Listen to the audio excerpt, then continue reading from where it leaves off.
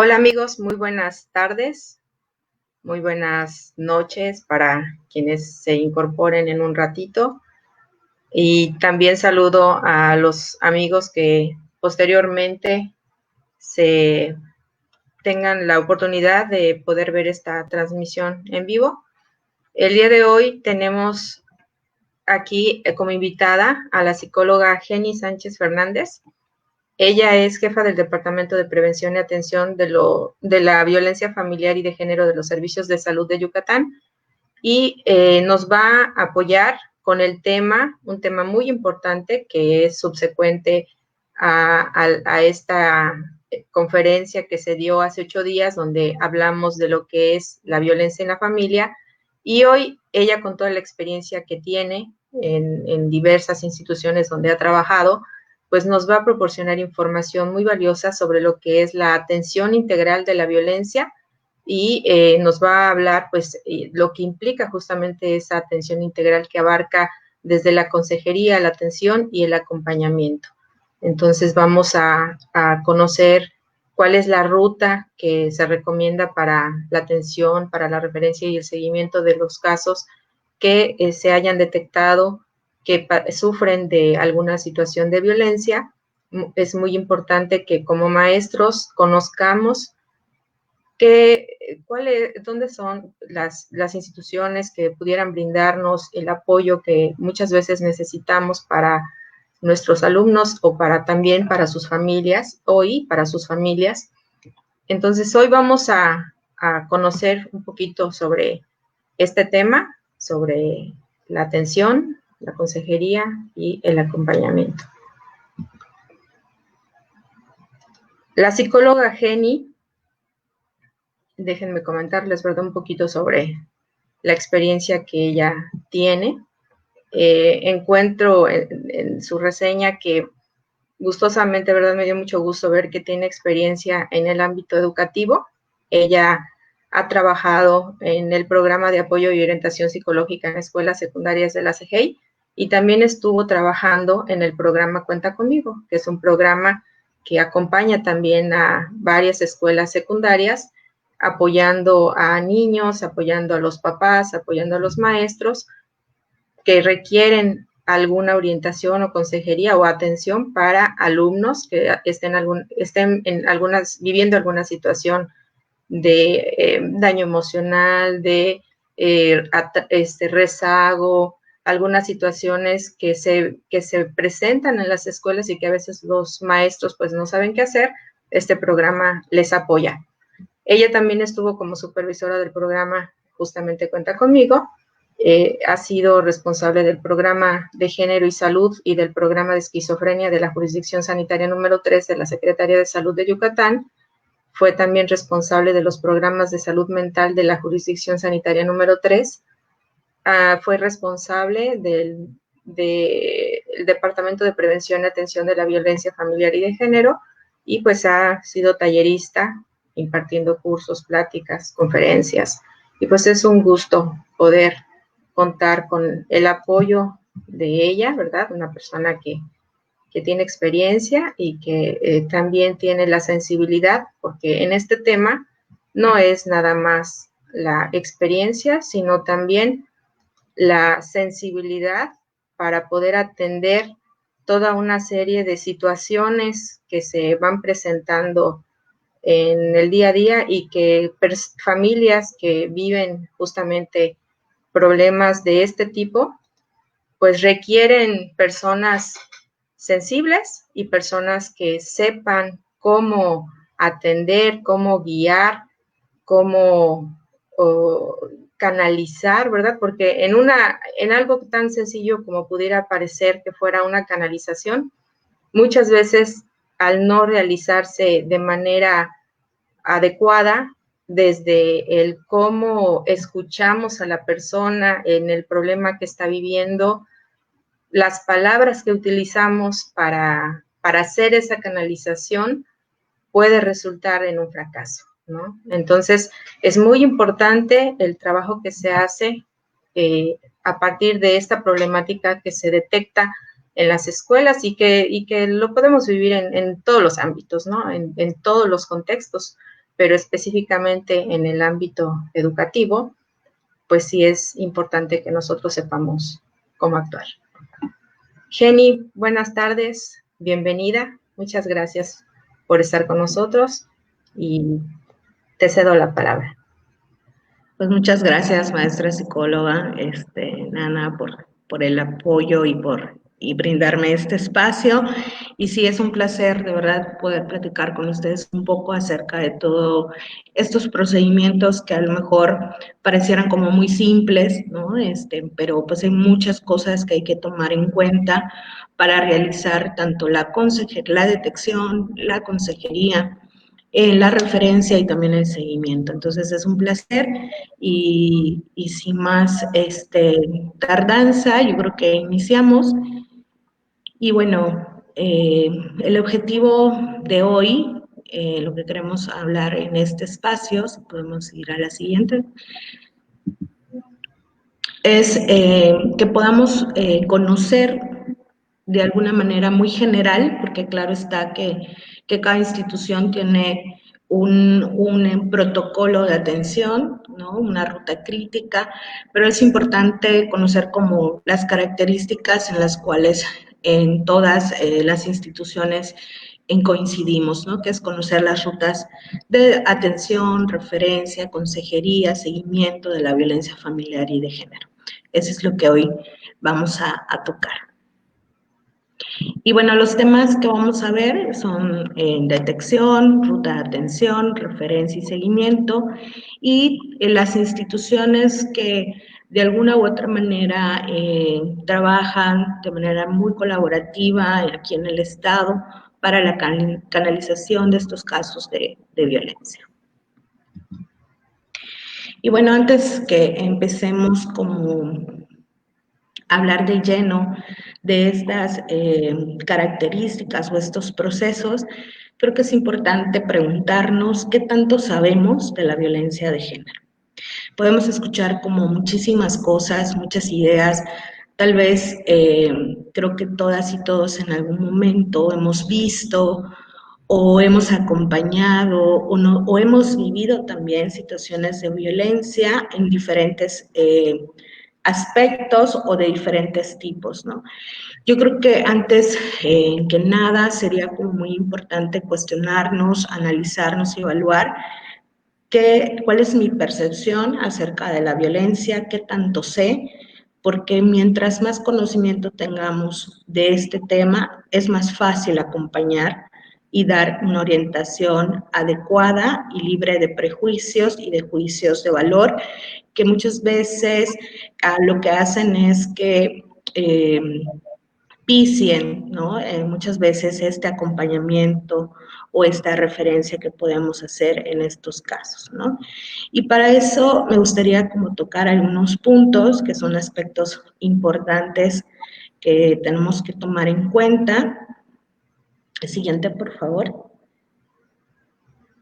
Y bueno, es entender que la violencia de género, la violencia familiar, es un problema social y un problema estructural. ¿Y por qué? Porque si nos damos cuenta, no solamente aquí en el Estado, no solamente en México, es en todo el mundo, están habiendo casos y siempre han habido casos de violencia, ¿no? La violencia es algo que ha acompañado en la historia del ser humano en sus diferentes manifestaciones y que evidentemente el que exista no significa que no se ha trabajado en ello, se trabaja, sin embargo no han sido suficientes pues las estrategias o acciones para poder erradicarla. Podemos ver ahora que existen hasta más tipos de violencia o violencias que se manejan desde otra perspectiva, ¿no? Por ejemplo, el bullying, que antes no era nominado así, está también ahora la violencia cibernética, o por redes, etcétera, ¿no? Mientras más vamos la sociedad va adelantándose, también se van modificando de alguna u otra manera, o se van sumando tipos de violencia, y eso hace que sea un problema social. Es algo que no se ha podido erradicar, es algo que está permanente en nuestra vida.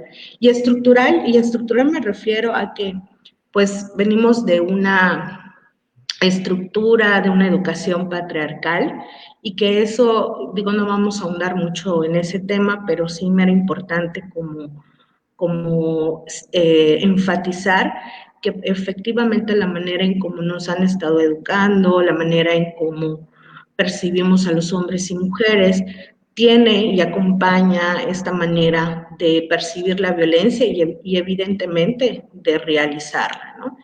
Y pues es un problema también de salud pública, por supuesto que sí, porque podemos ver que existen mujeres, niños y niñas que son los que estadísticamente son los más violentados y violentadas, y eso requiere atenciones médicas y muchas veces tienen consecuencias graves y permanentes en su salud.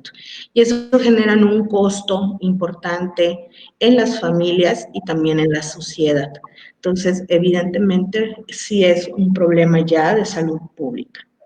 Y bueno, también algo importante a tomar en cuenta, que la violencia genera costos en ambos géneros.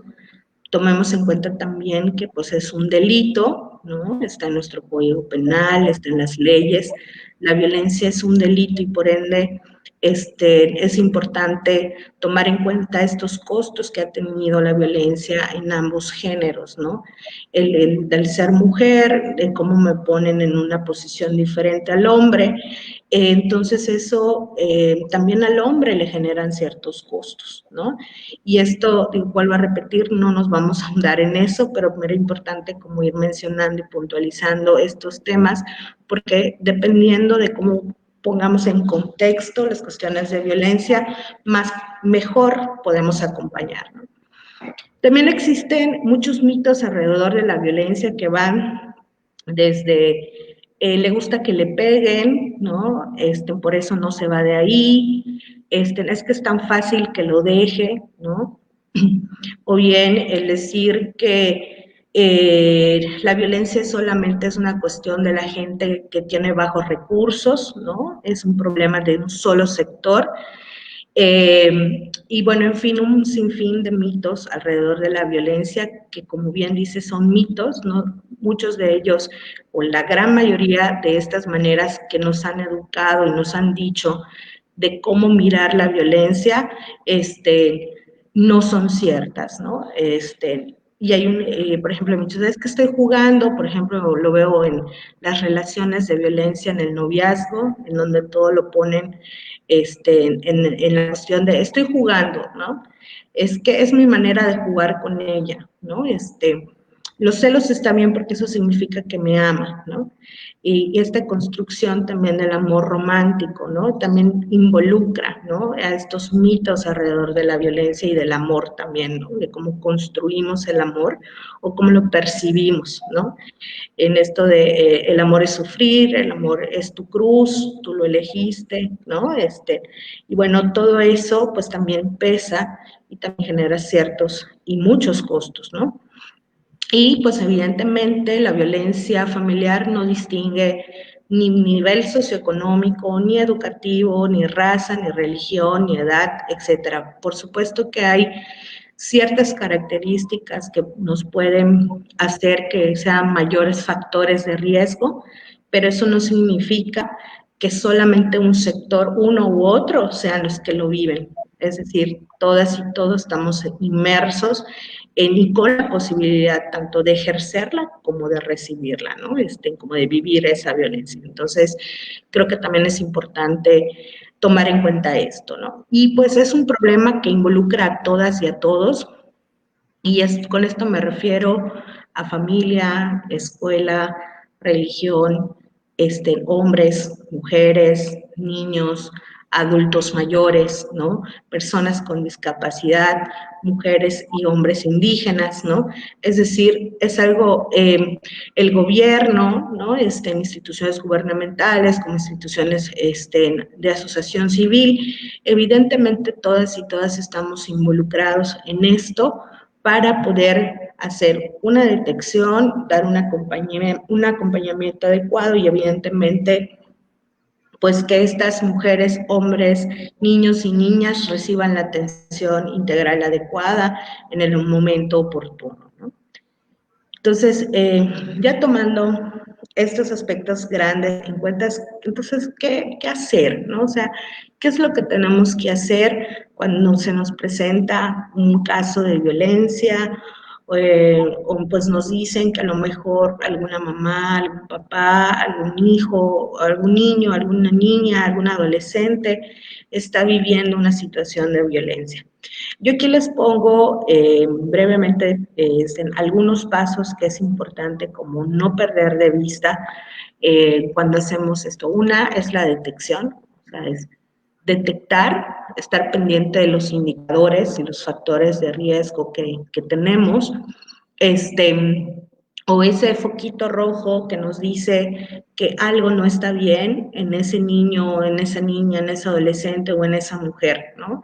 Y para ello tenemos que conocer cuáles son esos indicadores que me pueden decir que, pues, en que puede haber una situación de violencia por ahí, ¿no? También están después de la detección, evidentemente tenemos que saber perfectamente, evaluar el riesgo, es decir, conocer el contexto de la usuaria, de la mujer, del niño, de la niña, y poder definir qué tipo de violencia está viviendo, en qué nivel está. Pero me podrías pasar en la anterior, gracias. Y a eso me refiero con evaluar el riesgo, ¿no? Conocer el tipo, conocer el contexto, conocer la consistencia, la permanencia de esta violencia y evidentemente, más adelante lo vamos a ver, pero es importante esto porque de esta evaluación que nosotros podamos hacer, entonces va a venir la consejería y la orientación, es decir, sabiendo todo el contexto, yo ya puedo dar una orientación, una consejería eh, más clara, más oportuna y con una idea mucho más, pues sí, más clara de cómo acompañar a esta persona que me está diciendo que está viviendo una situación de violencia, ¿no? Después de dar la consejería, evidentemente, ¿qué es lo que tengo que hacer? Como institución o como persona, pues saber que no es de mi competencia o que tengo un límite de atención pues entonces tengo que referir, ¿no? Y para referir requiero y necesito conocer cuáles son aquellas instituciones, mi directorio de instituciones que me puedan brindar eh, pues que le pueda yo mandar a esta persona y que reciba la atención que realmente requiere, ¿no? Y necesita, ¿no? Porque muchas veces creemos que solo es referir por referir y muchas veces lo que hacemos es que, como se dice vulgarmente, ¿no? Coloquialmente, andamos peloteando a las usuarias y eso lo que hace es revictimizar al usuario, ¿no? Que hable su historia en una institución, luego la manden a otra. Entonces, si de por sí está viviendo una situación muy compleja, muy complicada, entonces lo que tenemos que hacer como personas es dirigirla al lugar adecuado, ¿no? Y después de hacer la referencia, pues es darse el seguimiento. No podemos pretender que solo referimos y se acabó nuestro límite o de nuestra atención o de nuestra orientación o de nuestra práctica como servidores, ¿no? No, tenemos que dar seguimiento porque eso implica también ver si a dónde referimos, si la manera en que evaluamos, si la manera en que dimos la orientación fue la correcta, fue la adecuada para la usuaria, y si no es así, es darle ese acompañamiento para poder volver a referirle en el lugar que requiere y necesita. O bien, eh, conocer qué tipo de atención le están dando y qué podemos nosotros, como personas que refirieron, cómo podemos apoyarla desde nuestra trinchera, ¿no? Entonces, vamos a ir ahorita como hablando un poquito de cada uno de estos temas, que se los dije de manera muy general, pero hay unas cositas que me gustaría como irlas desmenuzando y haciendo como más énfasis. Y pues bueno, en la siguiente diapositiva quiero hablarles un poquito de la detección. Y como les decía, para hacer una buena detección hay que conocer cuáles son los indicadores, que son esos focos rojos que nos dicen que algo está pasando o en el niño o en la niña, en el adolescente, o bien en la madre de familia que está yendo nuestros alumnos y alumnas, ¿no? Estos son como los más, hay un montón, pero estos son como los más característicos o los más visibles, vamos a decirlo así.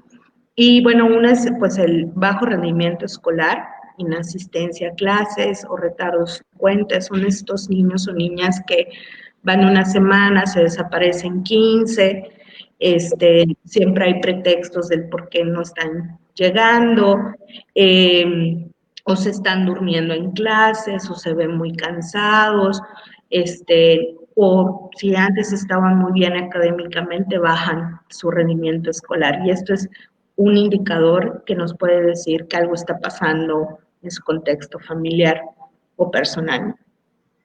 También están los cambios de conducta, que pueden ir desde la hiperactividad, agresividad, rebeldía, desorganización, o también pueden ser niños muy tímidos, introvertidos, poco comunicativos, de apariencia descuidada, que están todo el tiempo tristes, hasta la cuestión de la apariencia, como dice ahí, pues es muy evidente que hay un cambio, ¿no? Si antes se peinaba con su gelecito, ¿no? Y venía perfumada o perfumado, y ahora vemos que no, que hay un desaliño, entonces algo está pasando también ahí, ¿no? También hay como estos múltiples accidentes, le pongo entre comillas, ¿no? Que justifican ciertas lesiones corporales muy evidentes, ¿no? ¿Y qué te pasó? No, pues es que me caí y me golpeé en la puerta. Entonces lleva como 50 veces que se golpeó en la misma puerta del baño, ¿no? Y eso también lo podemos ver con las mamás que a veces llegan con los niños y cuando tienen lesiones evidentes están con sus lentes, o bien tienen los brazos morados y todo eso y te dicen que se cayeron de la escalera o que se cayeron de una moto. Y entonces ya es muy recurrente, muy recurrente estos accidentes sin ninguna explicación, o bien que la explicación no es nada lógica, o sea, no concuerda la lesión con la historia que nos están contando, ¿no? Y pues también está otro importante indicador, son estos padres y madres que están ausentes o que están en un contexto familiar poco favorable, ¿no? Papá o mamá que están ya sea trabajando o que no viven con los niños, están en otro estado, hay mucha inmigración o migración, entonces están a expensas de los abuelos o de los tíos o de los hermanos, este, etcétera, ¿no? Y en un contexto familiar poco favorable me refiero a que hay, por ejemplo, a lo mejor mucha desintegración, una dinámica muy difícil y complicada dentro de la familia, ¿no? Que eso también puede permear, ¿no? Y que puede ser un indicador muy claro de violencia, ¿no? Siguiente. Bueno, otros factores de riesgo que los dividí, igual hay condiciones de riesgo en los padres que muchas veces al poder saber los contextos que están viviendo los papás también nos permiten pues tener una idea, ¿no? De qué es lo que está pasando, por qué se están generando situaciones de violencia en esa familia o con esa mujer o con esos niños, ¿no? Y a veces es porque padres y madres han sido maltratados, abandonados, o institucionalizados en su infancia, ¿no? Y que viven una situación de violencia desde muy chicos y chicas, y eso hace que naturalicen de más la violencia. Si de por sí todos y todas naturalizamos la violencia, pues estas personas que viven violencia desde muy niños y que la viven y la viven y la viven, muy probablemente puedan repetir este tipo de patrones. No necesariamente quiero aclararlo, ¿no? Porque hay muchos que al contrario, ¿no? Salen de esos ciclos de violencia y generan otros espacios y otras maneras de relacionarse, pero puede ser una condición, ¿no? Un factor de riesgo. Madre y padre adolescente de bajo nivel de escolaridad, con insuficiente soporte conyugal, familiar y social, o sea, es gente que, bueno, sus circunstancias y sus dinámicas familiares, económicas y todo, no les han ayudado a poder eh, tener una historia de vida tranquila, ¿no? Entonces a veces estas generan este tipo de situaciones, ¿no? Madres y padres o personas a cargo del cuidado del niño que padecen patologías psiquiátricas, ¿no?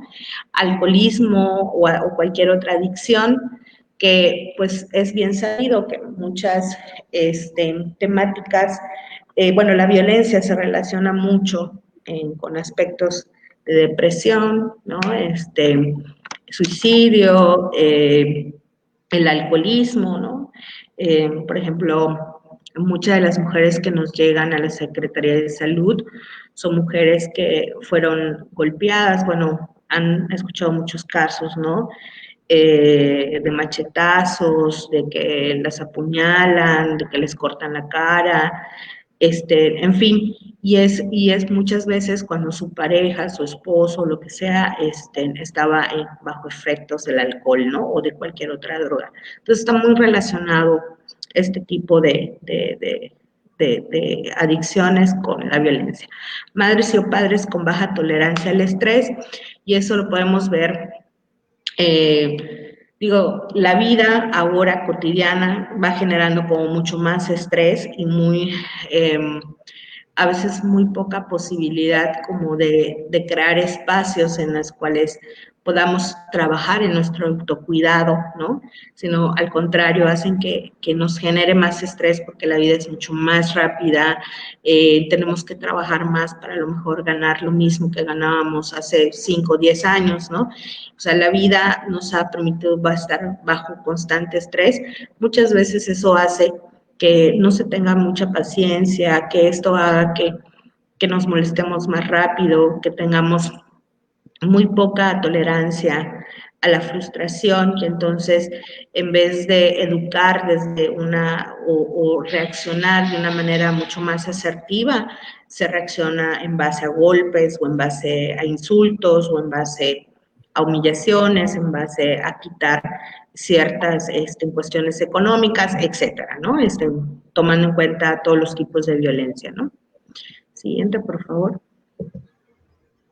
Y bueno, los riesgos en la familia, pues vuelvo a comentar, pues sí, efectivamente tienen que ver con antecedentes de conducta violenta, como hablaba, con procesos psiquiátricos, con etapa de desintegración, con antecedentes de alcoholismo y familias desintegradas. Siguiente. Y pues con el entorno, factores de riesgo en el entorno, son condiciones de vida difíciles, marginación, cesantía, pobreza, ¿no? Que vuelvo a repetir, no es que solamente sean esos grupo de personas, no, sino que a veces son factores de riesgo porque es como ir sumando, ¿no? Características de pronto a que las familias vayan teniendo ciertas condiciones que permitan que haya mucho más violencia, ¿no? Aceptación cultural de la violencia, que a esto se refiere cómo naturalizamos la violencia, ¿no? Y eso lo podemos ver desde los comerciales, las novelas, las canciones, ¿no? La manera en cómo nos tratamos, ¿no? Decir, los típicos chistes, ¿no? De, eres un mandilón, ¿no? Ay, tu mujer te manda, ¿no? Y bueno, empezamos a hacer este tipo bromas, chistes, en donde naturalizamos la violencia y no la vemos como lo que es, como es un delito, es una cuestión que no es natural, nadie nace violento, ¿no? Eso se aprende, ¿no? Entonces, tristemente, nuestra sociedad la naturalizamos mucho y justificamos muchas veces la violencia con otro tipo de cosas, ¿no? Como por ejemplo el amor, ¿no? La celo porque la amo, le pego porque me sacó de paciencia y se lo merece, ¿no? Porque no me obedece, ¿no? Y entonces, ese tipo de cosas son las que van generando un alto riesgo en nuestro entorno, ¿no? Que en vez de que nos permita distinguirlas como cuestiones de violencia, las seguimos eh, pues pasando, ¿no? Estos patrones de conducta de generación en generación. Y pues la ausencia de redes sociales de apoyo a la comunidad, ¿no? Ahorita con esta pandemia vimos como una estrategia, creo que todo mundo, ¿no? Como esto que estamos haciendo, ¿no? Como nuevas plataformas para poder abordar muchos temas cuando antes las redes sociales se quedaban como más en una situación social, ¿no? Y hoy por hoy vemos que cada vez más hay mucho más espacios en donde se puedan generar estos temas o abordar temas relacionados que nos permitan darnos cuenta, ¿no? Y conocer este tipo de temáticas y pues que vayamos como reestructurando nuestras propias conceptualizaciones y percepciones acerca de estos temas, ¿no? Sin embargo, no es suficiente, ¿no? Tal vez porque estas redes no estaban pensadas para eso. Sin embargo, yo creo que es una muy buena plataforma para empezar a permear y para poder socializar muchísimo más estos temas como lo que estamos haciendo el día de hoy. Siguiente, por favor. Y bueno, con evaluar el riesgo. Como yo les decía, es tan importante evaluar el riesgo porque cuando llega una persona y nos cuenta la historia, ahí podemos darnos cuenta desde cuándo lo está viviendo, qué tipo de violencia es. Muchas veces, la gran mayoría de las veces son violencias que van pegadas unas con la otra, ¿no? Creo que la violencia que siempre acompaña a las demás violencias es la psicológica, ¿no? Entonces, es tan importante mirar cuál de todas estas violencias es la que hoy por hoy es la más significativa para ella, ¿no?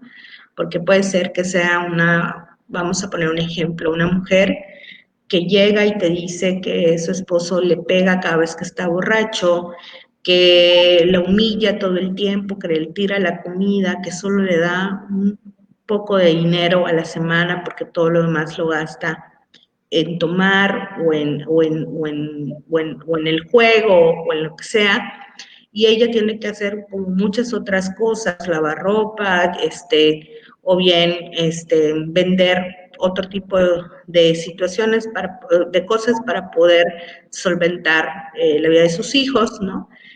Y aparte de eso, a veces le obliga a tener relaciones sexuales sin su consentimiento, ¿no? Entonces, y es como poder evaluar y decir, bueno, de todas estos, me dijo todos los tipos de violencia, ¿cuál de estas es la que más ahorita le tiene más preocupada, la que la tiene más mal, la que quisiera como ella realmente trabajar o hacer algo al respecto, ¿no? Y a partir de eso poder saber qué hacer, ¿no? Y bueno, aquí les pongo como 3 puntos importantes porque puede ser un riesgo bajo, medio o alto, pero cuando tenemos que realmente intervenir de manera rápida, oportuna y movernos desde nuestra trinchera es cuando es de alto riesgo, ¿no?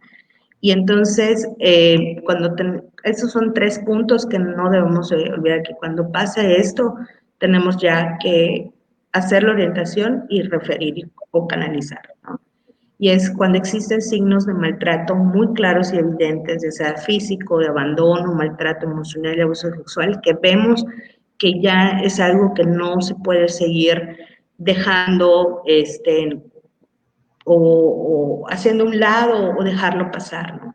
Cuando existe asociación con antecedentes o situaciones condicionantes o desencadenantes, desde que ya vemos que no es primera vez, que ha pasado antes, que tiene todo un contexto familiar que nos dice que ha vivido siempre o ha estado en siempre situaciones de violencia, o que sabemos que puede ocurrir cosas, situaciones mucho más graves de lo que ya hay, entonces hay que referir.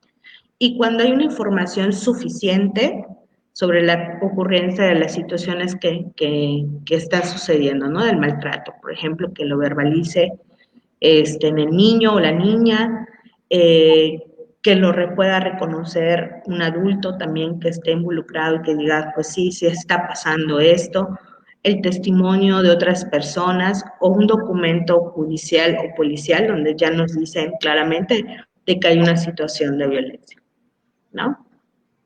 Siguiente, por favor. Y bueno, ya que sabemos, ya que detectamos, ya que hicimos esta evaluación de riesgo, ya vimos la tipología y todo, entonces viene propiamente lo que es la orientación y consejería. Y aquí les dejo algunos puntos muy importantes que tenemos que tomar en la orientación y consejería en un caso de violencia. Uno, ¿cuáles son sus redes de apoyo? ¿No? ¿Con qué persona cuenta la señora? ¿No? O el niño o la niña. Si tiene alguna vecina, alguna amiga, sus papás, alguna hermana, alguien que es de su círculo cercano, que la pudiese ayudar en algún momento en donde ya la situación de violencia ya está rebasada, ¿no?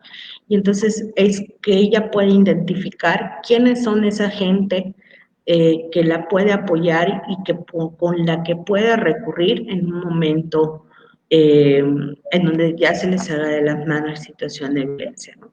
Otro es crear un plan y un protocolo de seguridad con ella, ¿no? Decirle, tienes que tener tus papeles en una bolsita, guardados en algún lugar,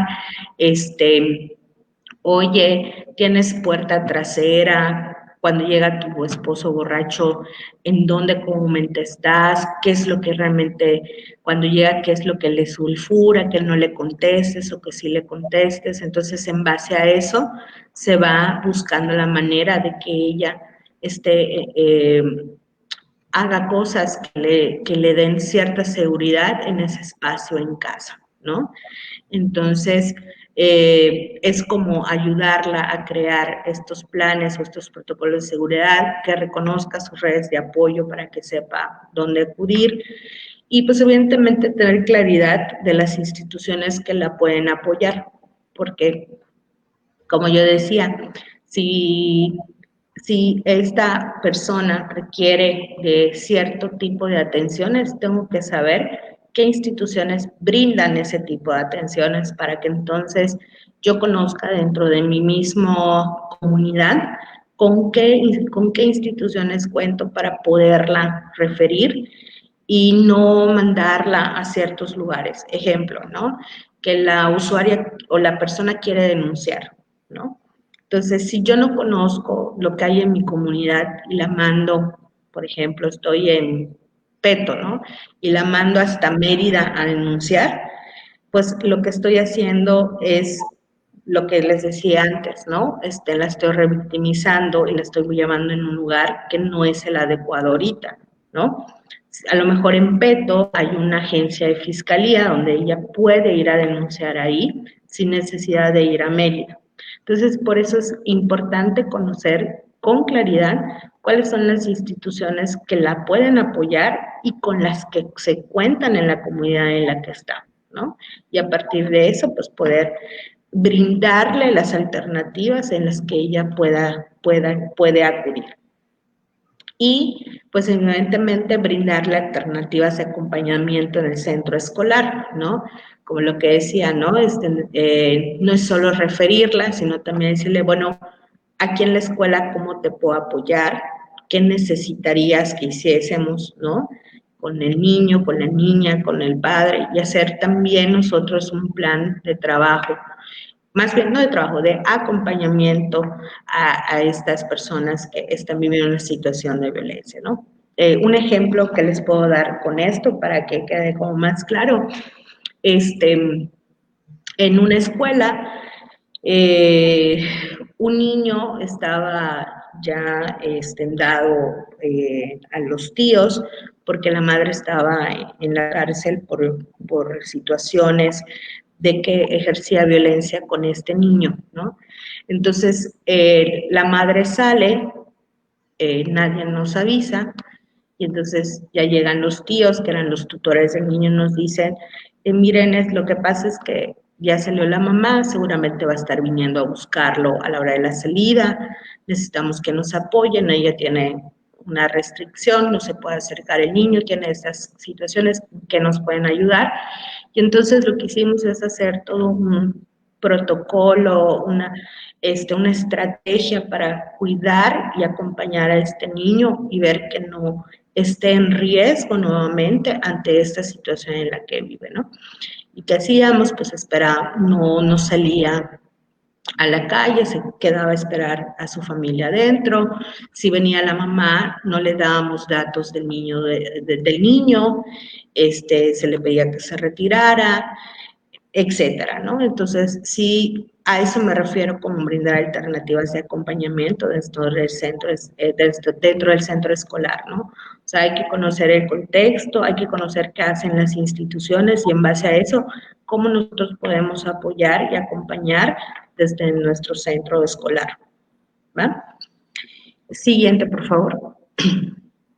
Y bueno, ya estamos ya por ir terminando y para mí era como muy importante darles ejemplos de algunas instituciones que digo, hay unas que son gubernamentales y otras de asociación civil, que es importante conocer qué es lo que hacen para saber cómo referir, ¿no?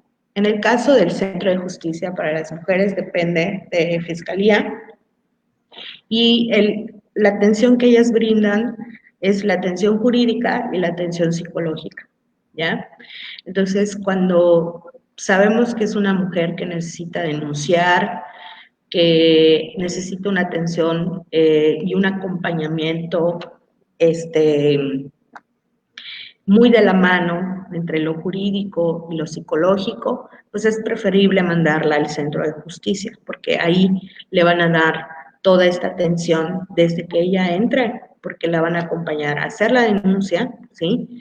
La van a asesorar durante todo el procedimiento de la denuncia y aparte le van a estar dando atención psicológica a ella y a las personas involucradas, ¿no? En este caso a sus hijos, ¿no? En Mujeres también se da la atención jurídica y se da la atención psicológica. Hay muchos centros de Mujeres en diferentes comunidades. Habría que, cada maestro docente tendría que, vuelvo a repetir, como conocer cuáles son las instituciones que están en su comunidad, que muy probablemente haya de Mujeres, entonces cuando se requiera de una atención jurídica y psicológica, pues también podemos acudir a Mujeres para que le den esa atención. En el caso del Instituto Municipal de la Mujer, pues evidentemente hay aquí en Mérida, ¿sí?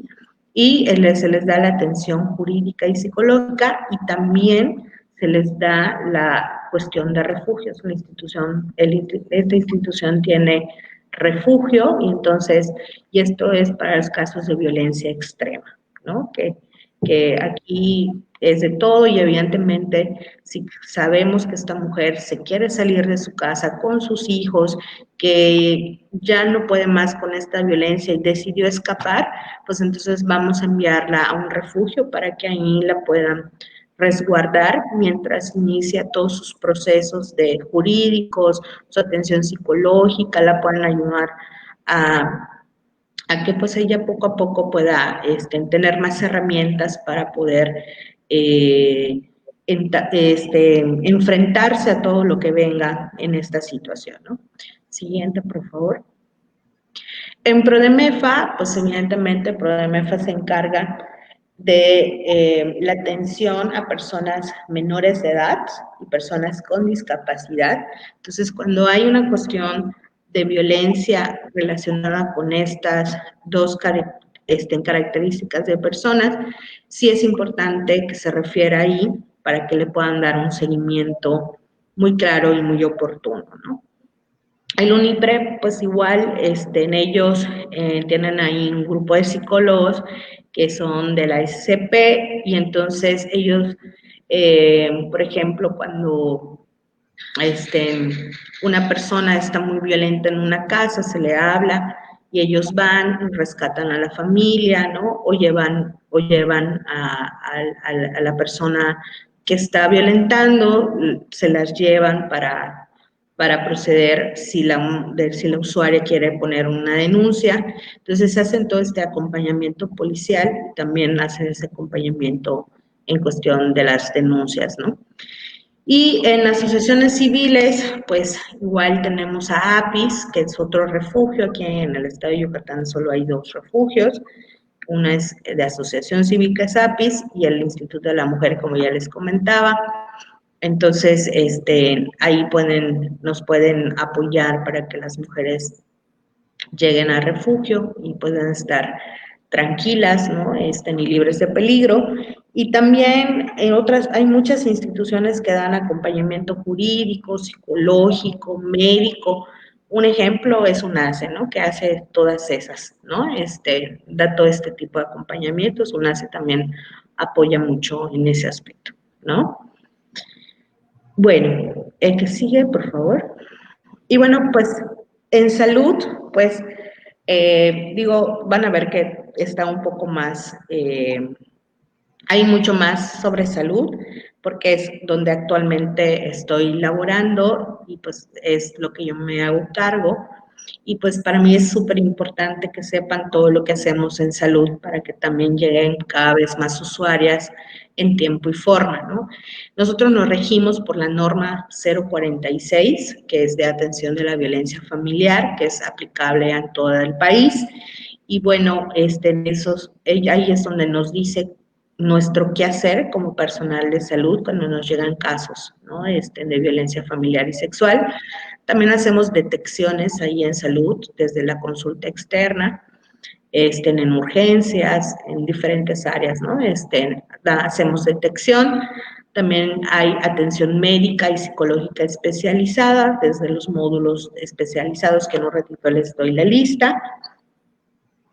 Igual la canalización a otras instituciones, en donde les comento, ¿no?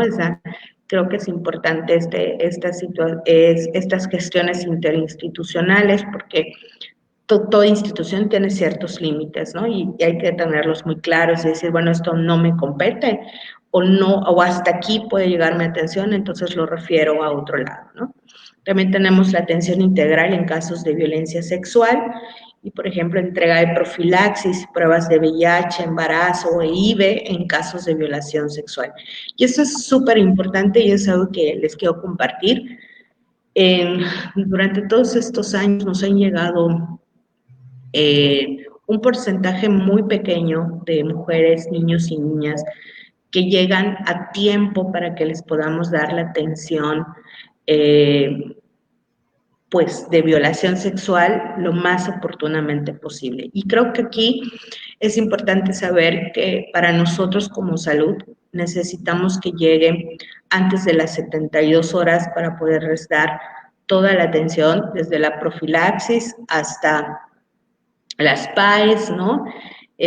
Profilaxis se refiere a toda aquella medicación que nos va a ayudar a prevenir infecciones de transmisión sexual como el VIH o otras enfermedades o infecciones de transmisión.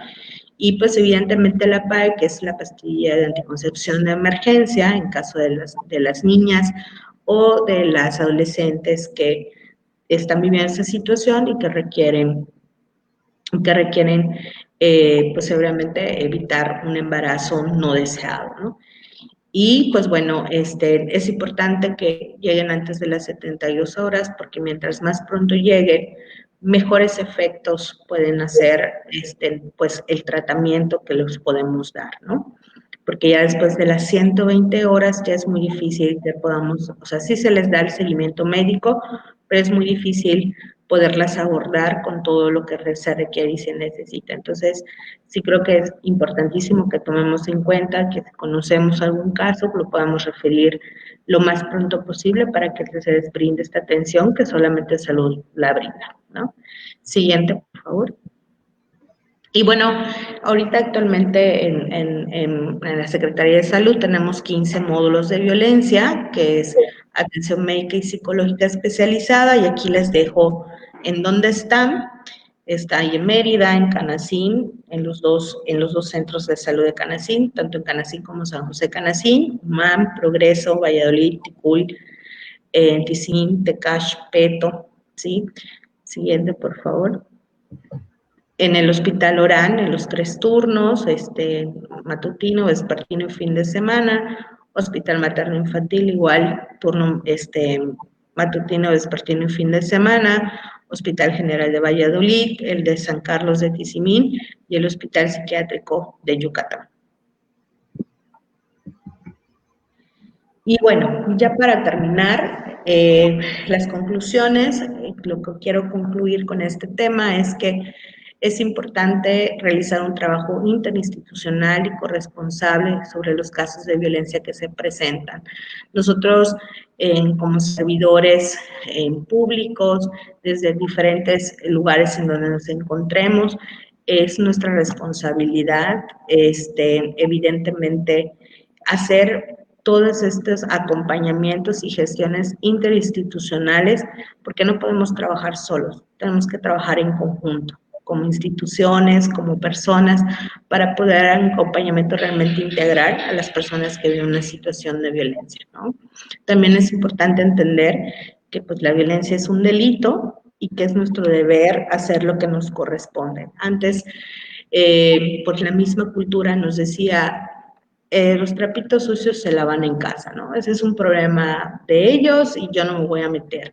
Y hoy por hoy tenemos cada vez de ser más conscientes que al ser un delito, si no hacemos algo, si no procedemos, si no tomamos en cuenta que tenemos que priorizar a la niñez, los derechos humanos, ¿no? Y que evidentemente también nos pueden pues sí, nos pueden hasta cierta forma y, ¿cómo se le dice? Se me fue la palabra, que nos pueda llegar, ¿no? También ciertas, peso de la ley a nosotros por no hacer lo que nos corresponde. Yo creo que es importante que cada vez nos sensibilicemos más en el tema y nos responsabilicemos en nuestro quehacer y lo que nos toca, cuando nos llegan este tipo de casos, ¿no? Y pues por último, canalizar de manera adecuada y oportuna por el bienestar de las personas que viven violencia en cualquiera de sus manifestaciones. Es importantísimo no dejarlo pasar, que cuando nos lleguen estos casos podamos brindar pues toda la asesoría y canalizarlos lo más pronto posible, porque mientras más pronto se dé esta referencia o esta consejería, nos aseguramos que más pronto estas mujeres o estos niños o niñas reciban la atención adecuada para que evidentemente ya no vivan más en esa situación. Y bueno, pues por mi parte es todo, agradezco mucho, maestra, por su espacio y pues muchas gracias a todas y a todos por su amable tiempo y espero que les haya gustado este tema. Muchas gracias, Jenny. No sé si las personas que están tengan alguna duda, alguna participación, algún comentario, alguna inquietud. Les quiero comentar que el día, dentro de 8 días, pues vamos a continuar con la revisión de este tema. Ahora viene la parte preventiva, ¿sí? ¿Qué podemos hacer para prevenir? En este tema, la ley, ¿verdad? La Constitución justamente nos pide que como escuela, como docentes, como el ámbito educativo, tengamos dentro de nuestras acciones, considerando una diversidad de estrategias orientadas a prevenir justamente la violencia, principalmente en mujeres y en niños. Entonces, la Ley General de Educación también habla sobre el papel de la escuela en materia de prevención, ¿sí? Es muy importante, tenemos muchos recursos, desde lo que es el programa de convivencia escolar, ahora la nueva asignatura de socioemocional, la propia asignatura de formación cívica y ética. O sea, hay muchos espacios, muchos recursos que nos llevan, nos conducen a poder implementar una serie de acciones encaminadas a prevenir estas conductas que dañan muchísimo a la sociedad, que nos dañan a todos, que es algo real, que existe dentro de nuestra cultura, y en la medida que nosotros tomemos conciencia del impacto, pero que también tomemos conciencia de que podemos hacer algo para parar, entonces comenzaremos con algo diferente, ¿sí? Estoy convencida que como docentes, cuando nosotros empezamos a escuchar desde la escucha atenta a los niños, desde la escucha atenta a una mamá que está viviendo alguna situación, desde el apoyo, ¿verdad? Con ese consejo, con ese hasta papacho hacia los niños, muchas veces damos la pauta para poder cambiar vidas, ¿sí? Es muy triste ver familias que realmente pues pasan de generación tras generación este tipo de patrones y es muy, muy, muy alentador también cuando podemos encontrar que dentro de toda esos miembros, dentro de toda esa estructura familiar, existe alguien que decide parar, ¿no? Y con todo lo que cuesta trabajo, con todo lo que se dificulta, porque no es nada, nada sencillo ir justamente a lo mejor contra todo un patrón que tiene la familia, ¿sí? Que aquí me viene a la mente, Jenny, la escalera de la violencia, ¿no? Como en esa escalera de la violencia, el padre, quien pues de alguna manera es el que es el más fuerte, porque en la violencia se manifiesta el abuso del poder, ¿sí? Y en esa posición que tiene el hombre, pues de repente no maneja la situación bien o tiene justamente estos factores de riesgo, se presentan los factores de riesgo, se presentan las condiciones predisponentes de historia de vida y vienen actos de violencia contra la esposa, contra los hijos, y pues la esposa en esa también mal manejo de la situación, viene y actúa esa violencia contra los hijos, ¿sí? Y los hijos pues actúan la violencia contra los más pequeñitos o contra los compañeritos más débiles en la escuela, ¿no? Y entonces, en esto de la violencia todos lo padecemos, todos lo sufrimos de una o de otra manera, en una u otra medida, y es importante que tomemos conciencia y responsabilidad como seres primero individuales, después seres de una familia, que conformamos una familia y que en esa familia nosotros podemos construir algo diferente, y también como personas sociales, ¿no? Que también pues podemos nosotros de alguna manera como ser ese parteaguas, esa diferencia para detener, continuar, seguir transmitiendo patrones de abuso, ¿sí? Donde lastimamos, donde herimos, donde destruimos lo que es las emociones, la esencia, no solamente lo físico, ¿no? Sino la parte interna, la parte de la esencia de las personas, y esas personas posteriormente les va a costar muchísimo trabajo poder superar todas esas cicatrices que se dejan, que se quedan, que se marcan. Entonces, es muy importante que podamos como sociedad pues conocer estos factores de riesgo, estar advertidos y poder identificar oportunamente cuándo podamos pues necesitemos hacer algo, necesitemos tomar acciones y no continuar con actitudes de ignorar, ¿no? De no involucrarse en cosas que nos involucran como sociedad. Sí, es muy, muy importante, considero yo, que como maestros no podemos estar ajenos, aunque queramos, o sea, nos parte el corazón cuando vemos a algún niño que está viviendo alguna situación de este tipo, pero más allá de poder dolernos o de poder ser sensibles, es muy importante siempre tener en cuenta esto último, ¿no? De que se trata de un delito, de que se trata de una violación a los derechos de las personas, que desde nosotros como grandes hasta los pequeñitos, el más chiquito, el más vulnerable, pues tenemos los mismos derechos y nuestros derechos implican justamente el respeto y el cuidado a la integridad, ¿no?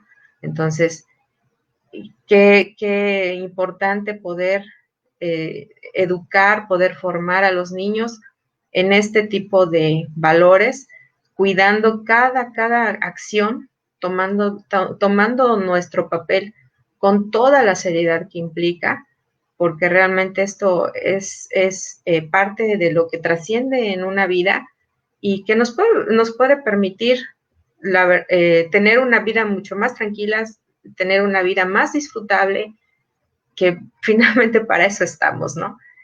Qué mala situación, qué tristeza, qué lamentable estar en ambientes donde lo que hay son agresiones, es violencia, es descontrol, es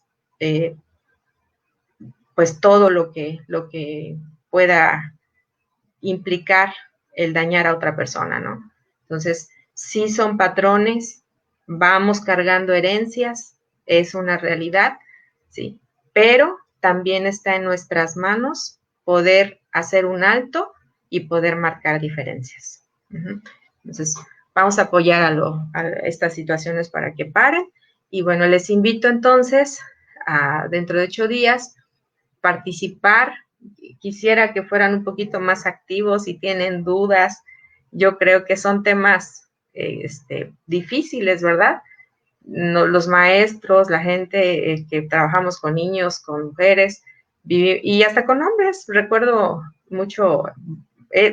algunos casos de hombres que realmente se la ven difícil, ¿no? Porque sienten que no pueden manifestar la parte afectiva, tienen que ser siempre duros, tienen que ser siempre controlados, tienen que ser siempre los de siempre los malos, ¿no? O sea, los fuertes, porque no pueden permitirse ser débiles, ¿no? Ante los ojos de nadie y menos de una mujer. Entonces, todavía hay, si bien ha ido mejorando esto, hay mucha positivismo, mucho optimismo. Yo veo jóvenes que piensan diferente, que se relacionan diferente, pero todavía también muchos jovencitos, muchas parejas que padecen todas estas situaciones, ¿no? Lamentablemente. Entonces hay mucho por hacer y podemos construir desde las escuelas bases para que trasciendan a las familias. Entonces, muchas gracias, Jenny. por tu participación, por estar aquí en este momento. Y amigos, les invito nuevamente dentro de 8 días a participar en la charla que vamos a tener sobre prevención.